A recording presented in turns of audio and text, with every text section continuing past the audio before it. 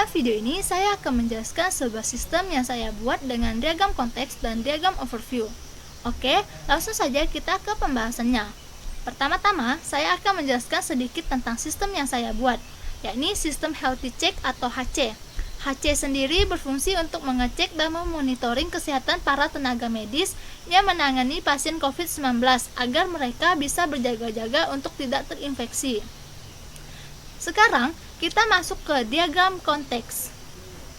Nah, pada diagram konteks ini ada entitas admin, entitas user, dan proses utama sistem HC. Baiklah, saya akan menjelaskan arus data yang terjadi pada diagram ini. Entitas user menginputkan data diri ke proses sistem HC. Kemudian, proses sistem HC mengoutputkan data diri user ke entitas admin. Selanjutnya, entitas admin menginputkan data tes yang berupa soal-soal kuis atau kuesioner ke proses sistem HC. Kemudian, proses sistem HC mengoutputkan data tes ke entitas user. Selanjutnya, entitas admin menginputkan hasil tes ke proses sistem HC. Kemudian, proses sistem HC mengoutputkan hasil tes ke entitas user.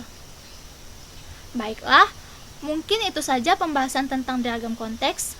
Selanjutnya, kita masuk ke pembahasan diagram overview.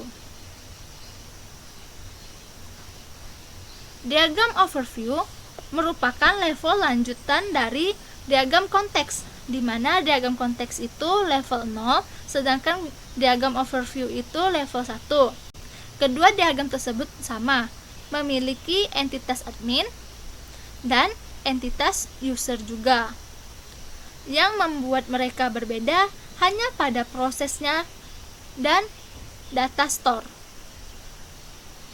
Pada diagram overview, terdapat proses-proses yang sudah dipisahkan dari proses utama pada diagram konteks, sesuai kebutuhannya. Diagram overview memiliki data store untuk menyimpan data, sedangkan diagram konteks tidak memilikinya. Selanjutnya, saya akan menjelaskan arus data yang terjadi. Entitas user menginputkan data diri ke proses pendataan.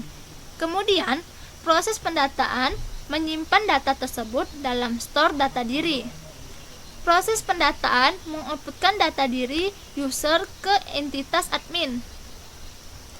Selanjutnya, entitas admin menginputkan soal tes ke proses tes.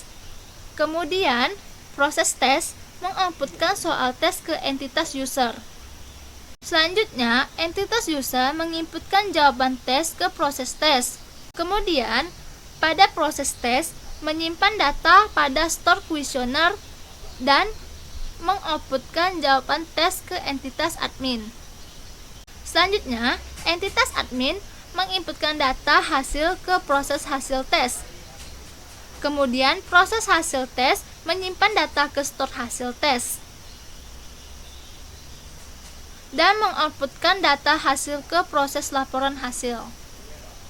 Yang terakhir, proses laporan hasil mengoutputkan data hasil ke entitas user.